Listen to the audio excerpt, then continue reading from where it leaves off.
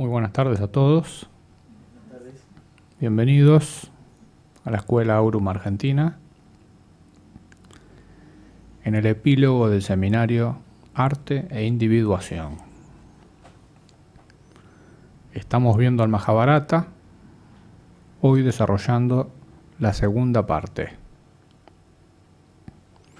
el exilio en el bosque. Ya hemos pasado por la primera parte, el juego de dados, y los hijos de los dioses están en el exilio. O sea, los dados tirados por el otro, en este caso por Yakuni, el mercader, los ha despojado a los hijos de los dioses a través del azar de todo lo que tenían. Y así los hijos de los dioses abandonan la ciudad de Hastinapura, desnudos prácticamente, como venimos al mundo, ¿no? Hacia el exilio. El arquetipo del exilio es algo que todos los hijos de los dioses deben pasar en todo cambio de era. Porque en el exilio se forja de manera indestructible la relación con el sí mismo, con lo que está más allá de la dualidad, ya que el sujeto se reconecta con lo que no puede perder, con lo que el otro no puede arrebatarle. O sea, antes del exilio se puede ganar y perder, pero en el exilio se aprende a conservar lo que no puede ser arrebatado ni por el azar ni por ninguna posición que asuma el otro. Eso es digno de tener en cuenta. Bueno, ¿cuál es, recapitulando un poco, el eje principal de la historia que estamos viendo? Es la lucha por un reino de dos grupos de primos de una familia. O sea, la contienda se da dentro de un arquetipo familia, en este caso de los Kuru o los Kaurava. Se generan dos bandos dentro de una familia de estirpe divina. Esto en la tradición remite el mismo mito en lo profundo de Asia. También a la familia de los Nefilim, que conforman una familia, y que también se dividen en dos ramas de esa familia. Un bando de los Nefilim fundan el polo del alma, el polo que sostiene al alma, Shambhala. Y otra parte de la familia, del linaje, fundan el polo que sostiene al espíritu, Agartha. Fíjate, es el mismo mito que estamos viendo. Fíjate, la lucha por el reino en esta familia de los Kuru es un pretexto y es el camino para una destrucción generalizada de toda una generación de héroes. Habíamos visto que es el mismo esquema que se da en la Ilíada. Y no solo esto es una masacre de la casta guerrera de los Kshatriyas, o sea, de los guerreros, en esta historia, sino que no es la única, se dice. Ni tampoco la única que supone un cambio de era. En el Majábharata se especifica que en todo cambio de era aconteció una contienda y grandes batallas que supusieron la masacre de los Kshatriyas. Sin esa masacre no hay cambio de era. ¿Por qué? Porque los chatrillas, los guerreros, al estar presentes en este mundo, son un dique de contención a la decadencia. O sea, el que un guerrero esté en este mundo, con su presencia, ya es un dique de contención a la caída y a la decadencia. Entonces, en este caso, los dioses, fíjate, se confabulan. ¿Para qué? Para apartar a los chatrillas, a los héroes, a los guerreros. Esto es muy interesante, porque en sí remite a la postura de la tradición. O sea, en la tradición se sostienen dos posturas. Volvemos a lo mismo. Una parte de la familia, los brahmanes, los sacerdotes, sostienen que el cambio de era se hace solo. Hay que sentarse, vos te sentás en una silla, haces los ritos, pones TN y las eras van cambiando.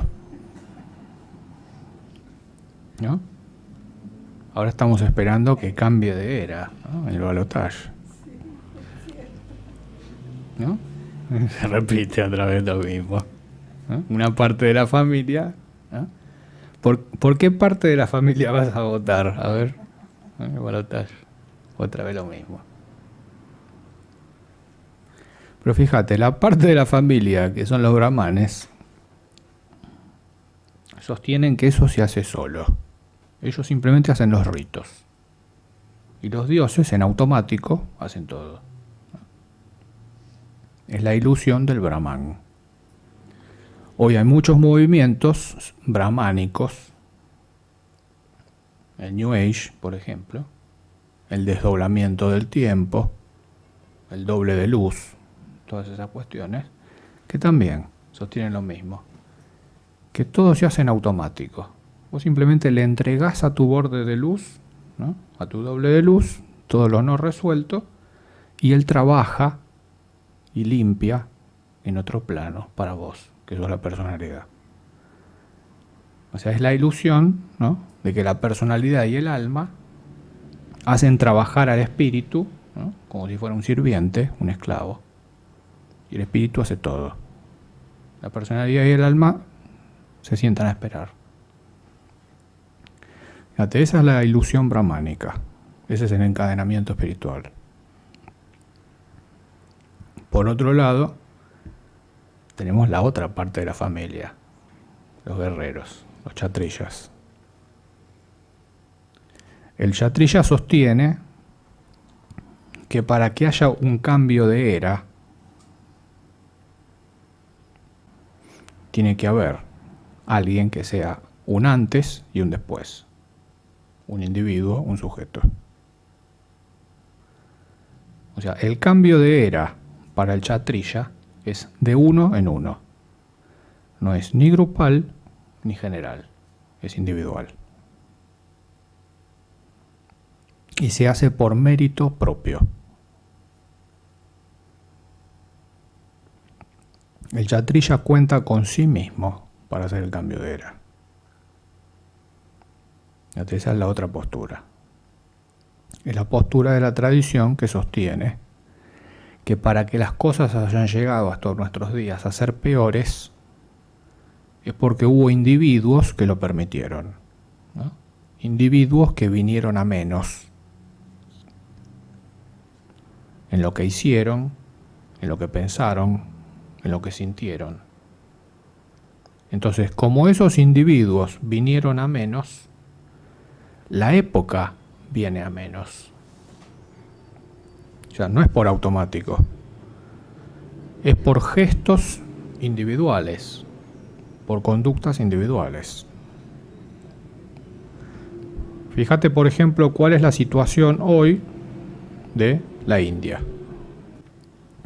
Fíjate, ¿qué quiso hacer Gandhi? ¿No? Un cambio de era. Salir del yugo británico y que la India sea libre, ¿no? El espejismo del modernismo, ¿no? Que la India sea un estado-nación y deje de ser colonia. Entonces, ¿a quién se dirige Gandhi?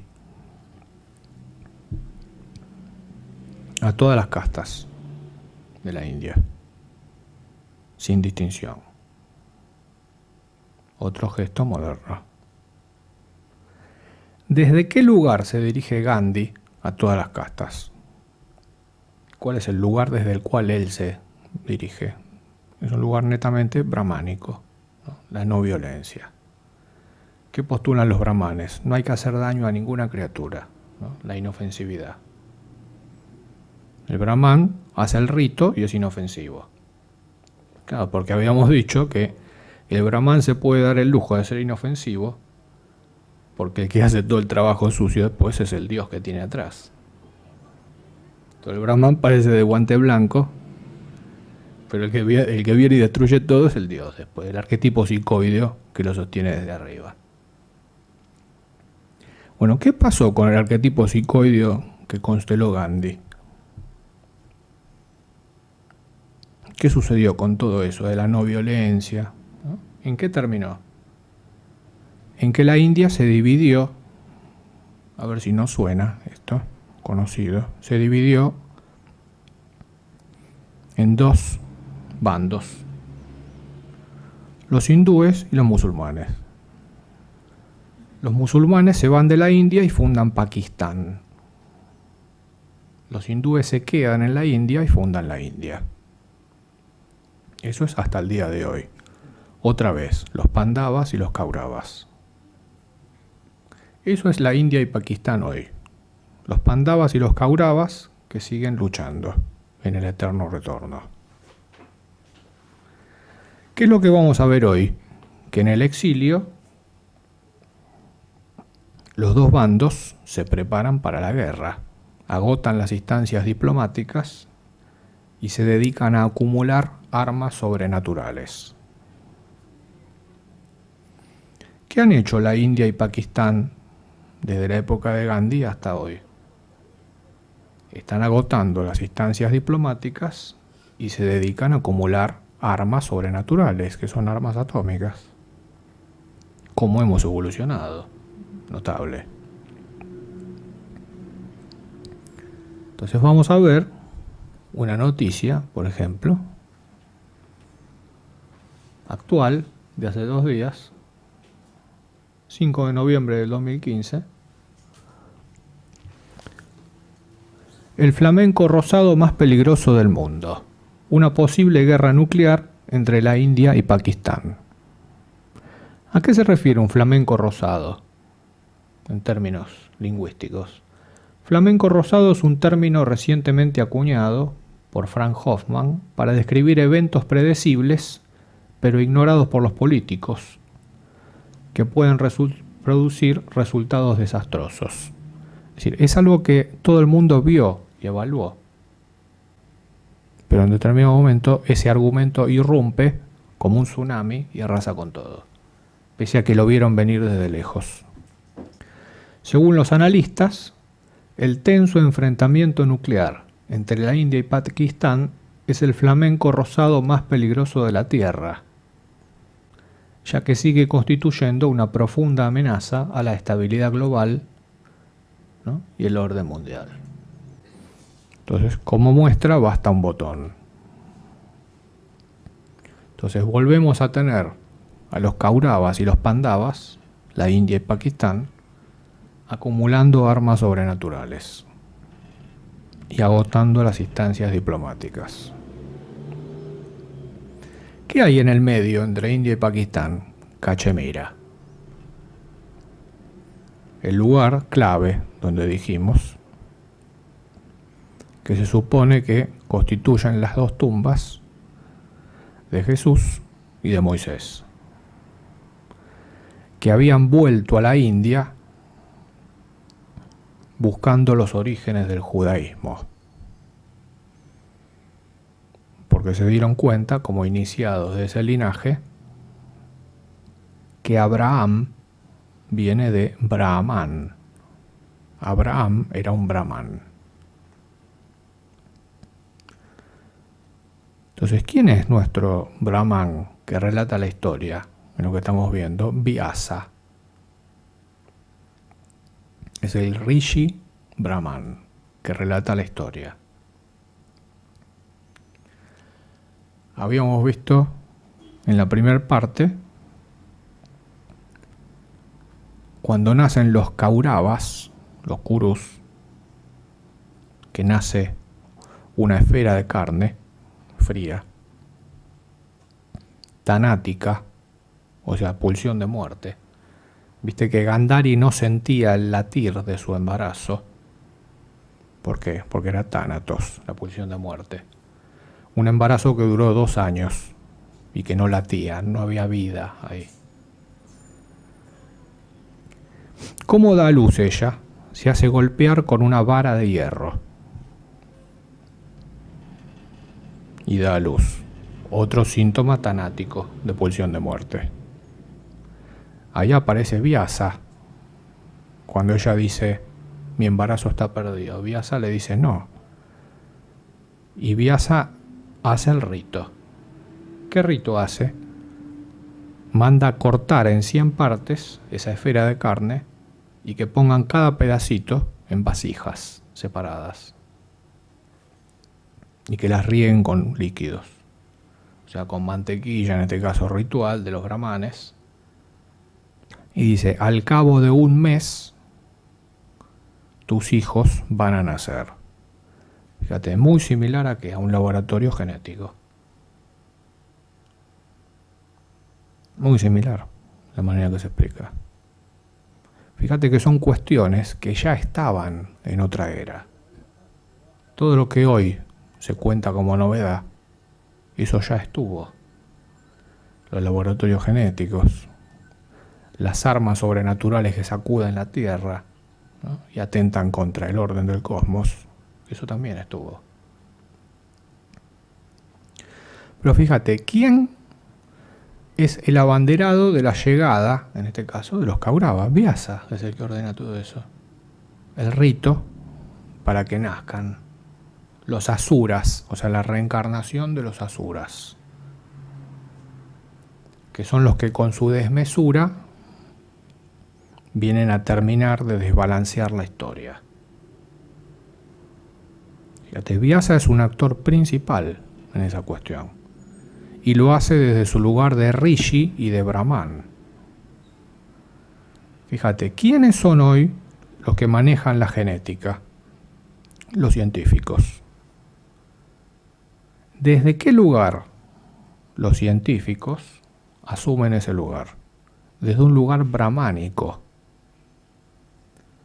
Hoy los científicos, el arquetipo de la ciencia, ocupa el mismo lugar que en la Edad Media ocupaba la religión. O sea, son los sacerdotes modernos, los científicos. En vez de ponerse una túnica de Brahman, tienen un guardapolvo blanco, ¿no? Y desde ahí pontifican. ¿No? Es el saber absoluto. Hoy basta que la gente escuche, que diga, esto lo afirma un estudio científico, entonces la gente dice, ah, bueno, sí. Agacha la cabeza, hace la venia y acepta. El saber absoluto sin cuestionar. Así como antes no se cuestionaba la religión, hoy no se cuestiona la ciencia. ¿Pero por qué? Por el lugar brahmánico desde el cual es ejercida. Fíjate, ya en esta escena de que nacen los Kauravas en el laboratorio genético, Vyasa oficia como científico. Es el que le dice cómo tienen que hacer para que nazca. Clave. Así que bueno, estamos con la India y Pakistán, con los Pandavas y los Kauravas. Vamos a hacer lo que se llama mitología comparada, para encontrar lo idéntico en lo diferente, en este caso en los distintos textos sagrados. En la Ilíada y la Odisea, el plan de Zeus consiste en la destrucción de los héroes, habíamos visto. La guerra de Troya tiene el objetivo de masacrar a sus participantes y además es parte de un designio de los dioses para aligerar la pesada carga de la tierra. habíamos visto que Gea, la tierra, estaba abrumada por la multitud y la impiedad de los humanos. Y va y le pide a Zeus un alivio de su carga. Entonces primero Zeus habría suscitado la guerra de Tebas, pero los muertos no habían sido suficientes. Allí Zeus lo llama a Momo para hablar sobre cómo continuar con su tarea, el cual disuade a Zeus,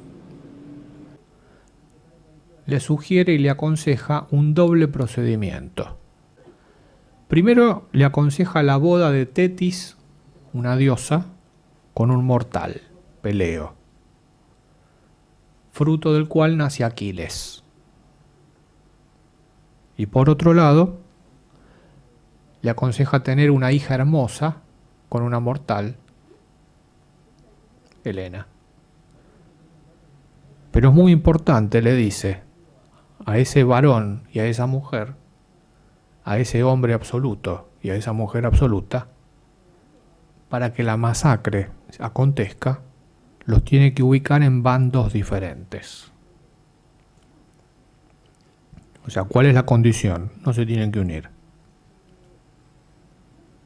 Entonces, el designio de los dioses, toda la historia está en que Aquiles no se una jamás a Helena. Y todos los dioses conspiran para eso. ¿Por qué? Porque si Aquiles se une a Helena, no hay guerra, no hay masacre.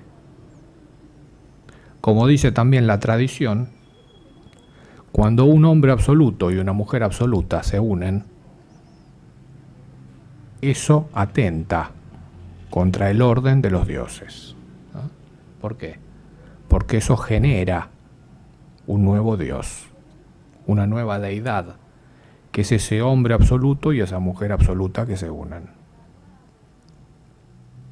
Hesíodo, por otro lado, otro autor, en su catálogo de las mujeres, o Eas, afirma con certeza la intención del dios de Zeus de destruir a los semidioses, a fin de alejar a los dioses de los humanos y llevar a que en el futuro, como en el pasado, se mantuviese cada uno en sus sitios respectivos, eliminando la mezcla. Todo un planteamiento casi programático de lo que venimos viendo. Entonces, ¿cuál es el conflicto en lo que menciona Hesíodo entre dioses y hombres? El conflicto proviene de los hijos de la mezcla de ambos, o sea, de los semidioses, de los héroes. Eso es lo que genera el conflicto entre los dioses. Y ese es el motivo por el cual Zeus quiere destruirlos. A los hijos de la mezcla, a los hijos de los dioses que se mezclaron con las hijas de los hombres. Y acá se dice algo muy importante, que lo dice Hesíodo. Dice que Zeus no quería que supieran esto, o sea, lo que él iba a hacer, de exterminar a esta mezcla. Zeus no quería que se enteraran ni los dioses ni los humanos. Como habíamos visto, en la Ilíada se ve la sombra de Zeus, que es esto que estamos mencionando. Así como en el Antiguo Testamento se ve la sombra de Jehová, y en el Mahabharata que estamos viendo se despliega la sombra de Krishna. Pues fíjate, Krishna tampoco quería que se enteraran de lo que él estaba haciendo en realidad, que era dirigir la historia supuestamente para poner paños fríos y hacer de embajador y ayudar, pero en realidad él va dirigiendo la historia para acercarse a la guerra y a la masacre, y sin que se enteren ni los dioses, ni los héroes, ni los hombres. Eso es interesantísimo. Fíjate, ¿quién es el equivalente de Aquiles en el Mahabharata? Bhishma, el hijo de la diosa. ¿Quién es el equivalente de Helena? Draupadi, la mujer peligrosa. Ocupa el mismo lugar. También fijémonos que el designio de los dioses en el Majábharata está en que Bhishma, que es el varón absoluto, jamás se una a Draupadi y que estén en bandos opuestos. Fijémonos eso porque es muy importante. Bhishma está en un bando como instructor de los Kauravas y Draupadi está en el otro bando como esposa de los Pandavas. Es más, en la ceremonia en la cual la ganan a Draupadi, quien la estaba por ganar era Karna de los Kauravas. Y ahí intervienen los dioses para confundir a los hombres. Y la ceremonia en la cual Arjuna, en nombre de los Pandavas, la gana a Draupadi es una ceremonia engañosa, porque Arjuna se disfraza de Brahman para que no lo reconozcan. Y entre Vyasa y Krishna, habíamos dicho, hipnotizan a todos, para que nadie reconozca a los 5 hermanos. Fíjate, ahí hay una intervención directa para confundir a los dioses, a los héroes y a los hombres.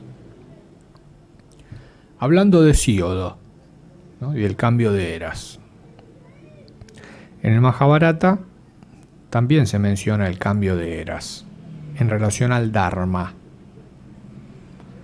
Entonces, en la Edad de Oro, uniendo terminología de Hesíodo con el Majábharata, el Dharma es completo. O sea, la totalidad del espíritu es completa. En la Edad de Plata, el Dharma ocupa 3/4 de la totalidad. Y hay 1/4 de desorden. En la Edad de Bronce, el Dharma, o sea, el tanque de nafta del Dharma, está por la mitad. Ya es mitad y mitad. Cuando se inicia el Kali Yuga, o sea, la Edad de Hierro, el tanque de nafta del Dharma está en 1/4, que es lo que estamos viendo en el Majábharata. Ya hay 1/4 de Dharma y 3/4 de quilombo. Y a partir de que se inicia el Kali Yuga, el Dharma de 1/4 de tanque va bajando a rojo hasta que no queda nafta, hasta que no queda Dharma. Ese, fíjate que sería el momento actual, donde casi no queda Dharma, donde el tanque de nafta está vacío. Ese es el momento del cambio de era. En el Majábharata se señala que el mundo acabará por ser destruido, siendo el dios responsable Vishnu, es decir, Krishna, que es el dios operante en este relato. Esto es muy contradictorio, porque viste cómo se presenta Krishna ante los dioses, ante los héroes y ante los humanos. Les dice, no, yo no soy el destructor, yo soy el que conserva los mundos. Él se presenta como otra cosa. Yo soy el preservador. Hago todo esto para conservar los mundos. Fíjate, pero el mito dice otra cosa. Pero como Krishna, que es Vishnu, es el equivalente de Hermes o Mercurio, no se presenta como quien es realmente, sino que oculta su identidad. Como dijo el gran Carlitos de Anillaco, si les hubiera dicho lo que iba a hacer, no me votaba nadie. ¿No? Bueno, Krishna también. Si yo les digo lo que voy a hacer, nadie me sigue. Claro, ¿quién va a ir hacia una matanza de chatrillas y que no quede ninguno? ¿No? Y hacia una edad que es peor que la anterior. Nadie. Por eso se disfraza. O sea, vende una cosa, muestra una cosa y hace otra. Es un doble juego. Y por eso es tan importante Vyasa, que es el Brahman que cuenta la historia. Porque los brahmanes, ¿no?, como responsables del relato histórico, tienen la responsabilidad de ¿qué? De decirle y de convencer a los humanos, a los héroes y a los dioses, de decirle, no, síganlo, no los va a defraudar. ¿Eh? Todas historias muy conocidas por nosotros, por otra parte. Como vamos a ver en la historia, la realidad es otra. Por eso es muy bueno considerar todas estas cuestiones. Otro aspecto del mito, en este caso en el hinduismo. Ya vimos Zeus en la Ilíada, Zeus en Hesíodo, y ahora vamos a Brahma, ¿no?, para ver lo que hacen los dioses. Brahma crea las criaturas, dice el Mahabharata, pero no la muerte. O sea, crea las criaturas, pero no la muerte. Con lo cual el mundo se llena de seres vivos. Otra vez la tierra llena de seres. El común denominador del cambio de era. Ante la duda de qué hacer, la ira lo posee al dios, a Brahma. Y Brahma empieza a destruir al mundo. Allí aparece Shiva y le pide que pare, que no destruya el mundo desde la ira. Habíamos dicho que Shiva es un dios anterior. Pero acá no es Shiva el destructor, porque aparece y le dice que pare, porque si lo hace desde la ira, está mal. Fíjate. Entonces Brahma le dice a Shiva que lo hace para aliviar el peso de la tierra. Se justifica ante Shiva. Es entonces cuando Brahma crea la mortalidad y el proceso de las reencarnaciones en el mito. Así se crean las reencarnaciones y la muerte.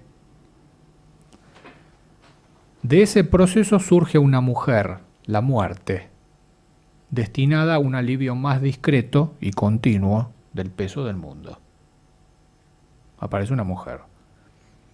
Lo mismo que vimos en el Mahabharata. Fíjate, ¿quién es la mujer que es la muerte? Amba es la muerte para Bhishma. Y Draupadi es la muerte para los kshatriyas. Como la muerte por piedad y por temor a la culpa se niega a matar, entonces Brahma la convence, enviando sobre los humanos la ira, la malicia, la desvergüenza y otros vicios que originalmente eran de Brahma. Entonces Brahma pasa sus vicios a los humanos y le dice a la muerte, ¿ves que son indignos? Ahora te los puedes llevar, podés matarlos sin culpa. Y ahí la muerte se los puede llevar. Pero fíjate que los humanos heredan en el mito los vicios de los dioses. Eso es un común denominador en la mitología. Los humanos heredamos los vicios de los dioses. Muchas enfermedades que acontecen en los humanos no provienen de los humanos, provienen de los dioses.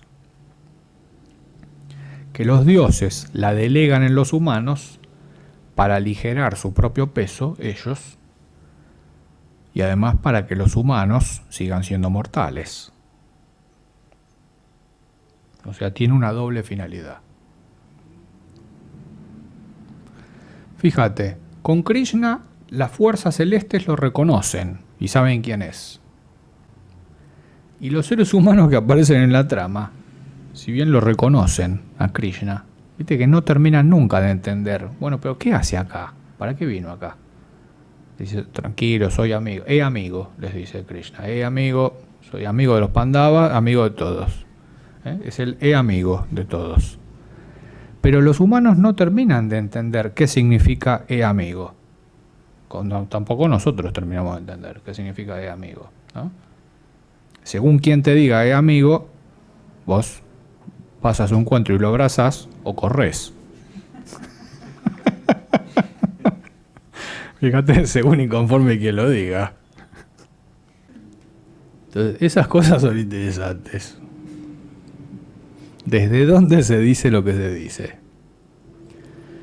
Fíjate, el problema del reconocimiento o no de Krishna como Dios es un núcleo esencial del Mahabharata. Krishna necesitan que lo reconozcan, o sea, que le pongan sentido como Dios. Y para eso están los brahmanes. Para alfombrarle el camino a Krishna. En este caso, a Vishnu. Para la puesta de sentido, tanto sea de los hombres, como de los héroes, como de los dioses. Fíjate que esa puesta de sentido en el Dios va pavimentando el camino del Kali Yuga. Y vamos a ver que muchas veces cuando lo reconocen, ¿no? Pero es Krishna, entonces los individuos dejan de hacer lo que tienen que hacer, porque Krishna es Krishna, ¿no? Y así se va desarrollando la trama y se van articulando los argumentos. Eso es interesantísimo. Porque en la medida en que Krishna le van poniendo, haciendo la puesta de sentido a él, como mago, los demás se van desinflando y él se va inflando cada vez más. Ese es el propósito. Que toda la trama de los seres, o sea, asuras, apsaras, héroes, dioses, humanos, al principio de la historia, todos los seres están inflados y el Dios está desinflado. Fíjate cómo aparece el Dios acá, tanto sea Krishna como Dionisos, como generalmente todos los dioses. Aparecen como niños indefensos que hay que esconder. Ese es el mito del Dios cuando aparece acá.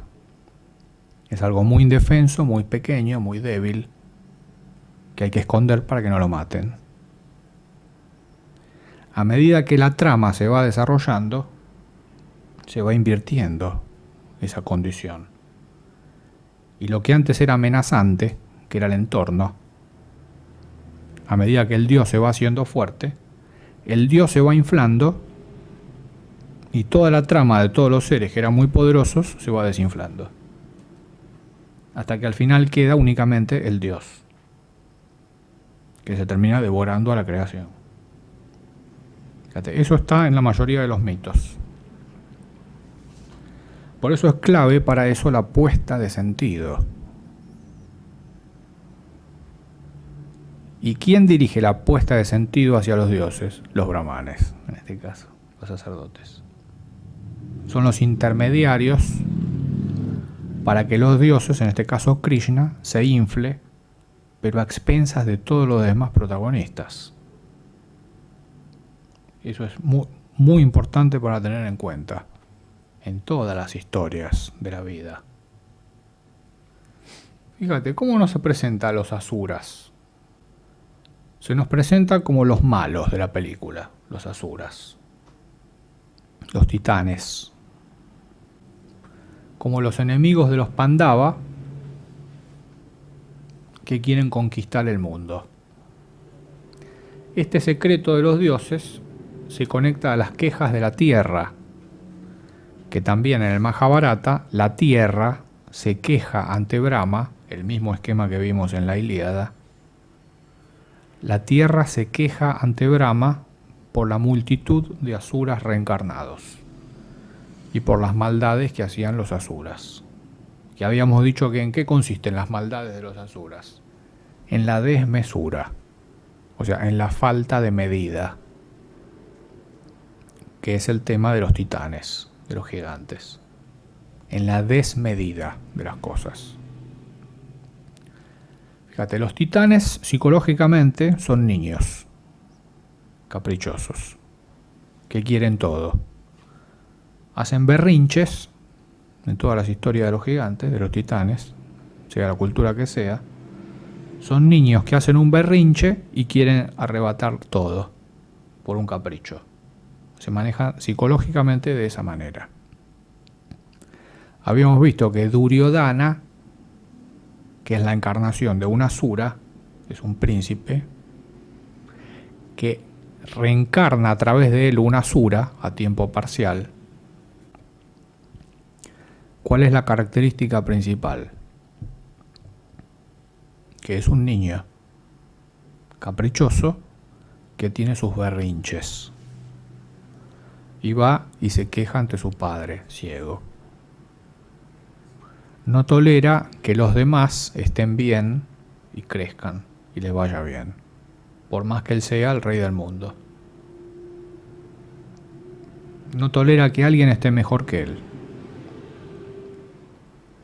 Sobre esa trama de los Kauravas, habíamos visto que se monta el juego de dados que les hace perder el reino. Fíjate, ¿desde dónde lo invitan a jugar a Yudhishthira, que es el príncipe de los Pandavas? Desde la falla de él.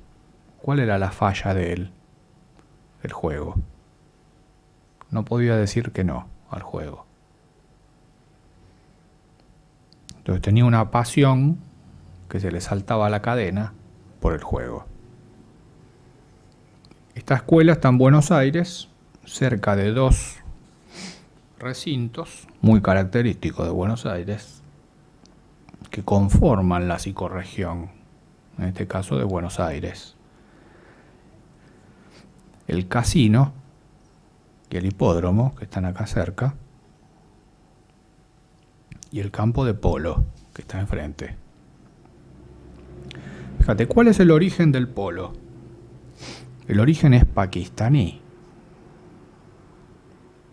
Era un juego de chatrillas pakistaní, en el cual los chatrillas montaban a caballo cuando ganaban una batalla y jugaban con la cabeza de los vencidos, no con una pelotita. Es un juego de asuras que después lo toman los ingleses y lo difunden.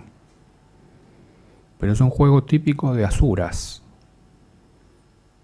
Entonces, ¿de qué se trataba el juego? De que un equipo intentaba dejarle las cabezas de los vencidos al otro, en el arco del otro. ¿Para qué? Para que el otro se fume el karma de los muertos. Entonces, cuanto más goles hacía en el arco rival, ¿no?, le metía más karma al rival, ¿no?, para que se la fume después.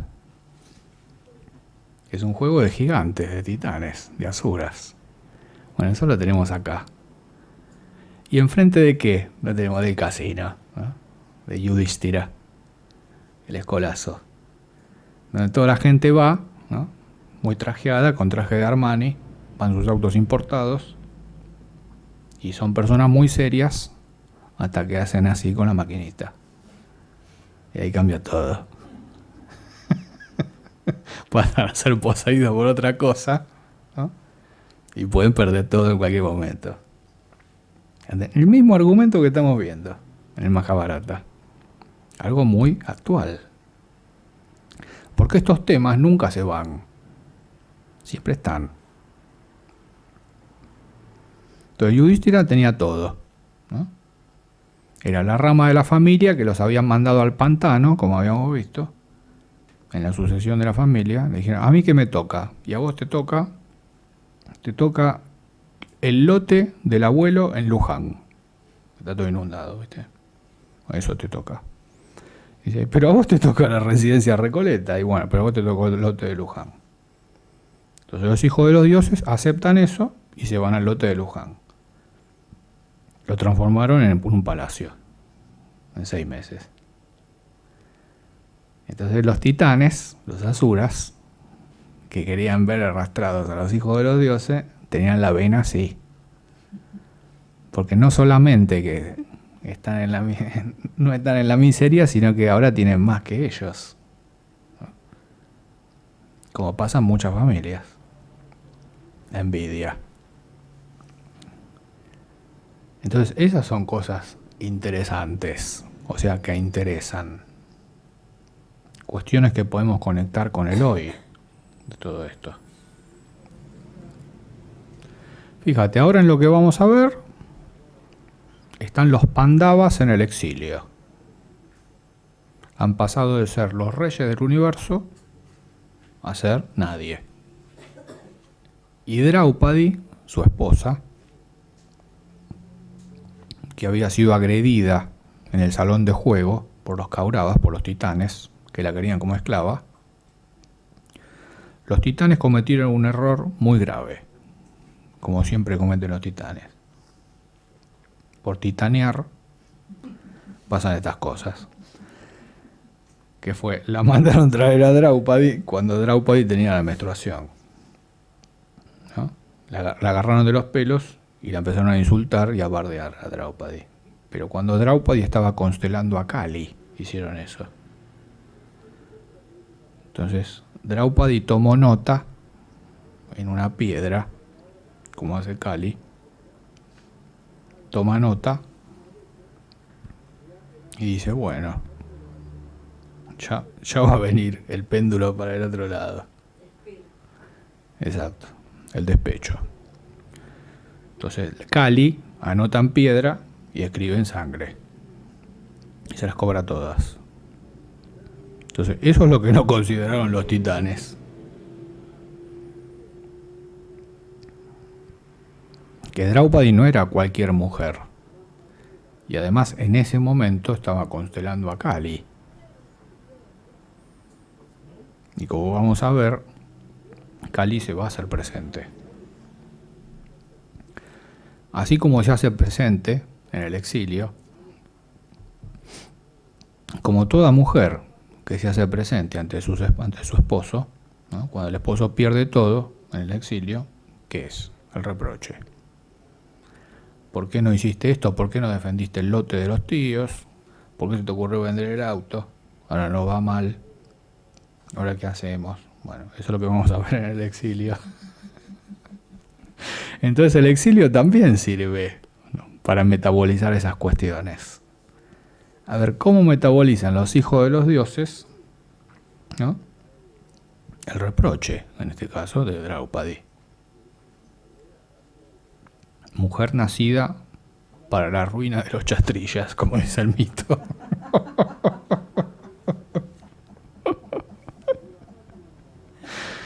Vamos a ver cómo reaccionan los hijos de los dioses frente a esto. Fíjate, ¿cómo había terminado el primer disco que vimos? Cuando los Pandavas van al exilio. Termina con una escena muy inquietante,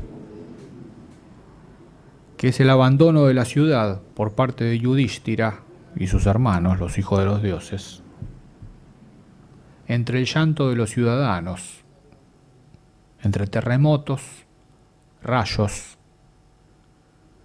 el ocultamiento del sol y otros portentos de la naturaleza. Fíjate, es casi una postal de este momento del mundo, con señales que incluyen la invasión de los templos y las torres de vigilancia por los chacales y los buitres, y con la aparición en el aire del gran Rishi Narada, rodeados de otros como él, o sea, de la ciudad invisible de Shambhala, anunciando el exterminio de los Kauravas, de los Asuras, tras el plazo de 13 años de exilio. Eso se anuncia desde arriba. Abajo se ven las señales negativas. Los chacales y los buitres invaden los lugares sagrados. La naturaleza emite señales negativas también en relación al futuro. Y allí se le hace plantear al rey ciego, a Dhritarashtra, que sería el equivalente del rey Príamo de Troya, un conjunto de argumentos muy inquietantes, que lo mismo podría decir el autor de la Ilíada. Fíjate qué es lo que dice Dhritarashtra en este monólogo final. Dice, cuando los dioses pergeñan derrotar a una persona, cuando su destrucción está cerca, le privan de su mente primero, de manera que vea erróneamente las cosas con su mente obnubilada. Y allí se le aparece como bien el mal camino sin poder evitarlo. El poder de Cronos, en este caso, es la percepción errónea de las cosas. O sea, quien se aproxima a su destrucción tiene la mente obnubilada, o sea, percibe mal. Percibe el bien como mal y el mal como bien. Fíjate, es casi un manual de lo que utilizan hoy los medios de comunicación. Vos prendés la televisión y acontece esto. Una alteración de la percepción, la verdad no se ve, la publicidad obnubila la mente y aparece el bien como mal y el mal como bien. Y de todas las opiniones de los panelistas, como vemos, no hay un solo rastro de la verdad. Para finalizar esta introducción, podríamos decir que en todas estas intervenciones divinas que vamos a ver, resalta el hecho de que ambos contendientes por el trono, tanto sea Duryodhana como Yudhishthira, en ninguno de esos casos constituyen el heredero auténtico. Porque habíamos dicho que ¿quién es el heredero auténtico de Hastinapura? Karna, el hijo del dios del sol.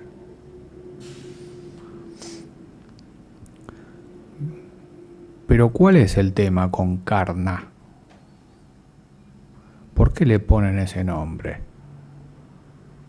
Porque también el sol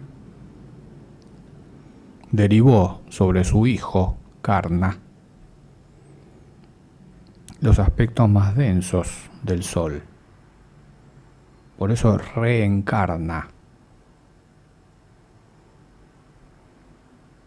Por eso Karna, que es el heredero, no puede decir que no. O sea, tiene los vicios solares. Es alguien noble que puede dar la vida por sus camaradas y que no puede decir que no. ¿Cómo vamos a ver? Y eso, que es la mayor de sus virtudes, desde el alma solar, es lo que lo hace caer. Fíjate, los dioses cuentan con eso, con que él va a seguir por el camino de los designios de su propia estirpe, en este caso solar.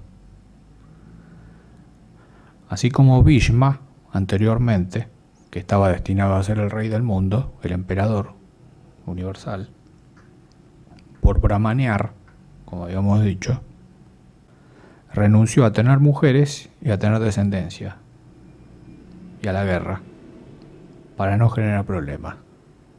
Y casualmente eso es lo que genera todos los problemas. Fíjate que una generación le va pasando las cuestiones no resueltas a la siguiente, que es lo que acontece en cualquier familia. Los pecados de los padres recaen sobre los hijos. Entonces eso es lo que vamos a ir viendo. Los dioses cuentan con eso, ¿no? Con que los pecados de los padres recaigan sobre los hijos, para que las edades se sucedan, una cada vez más degradada que la otra. Pero a pesar de los designios, como también vamos a ver, está la respuesta individual.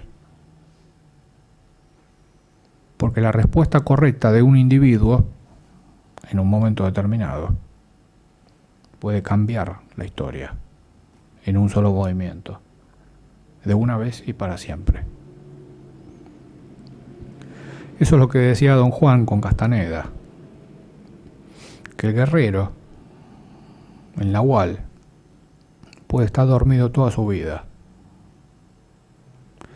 pero basta un instante de despertar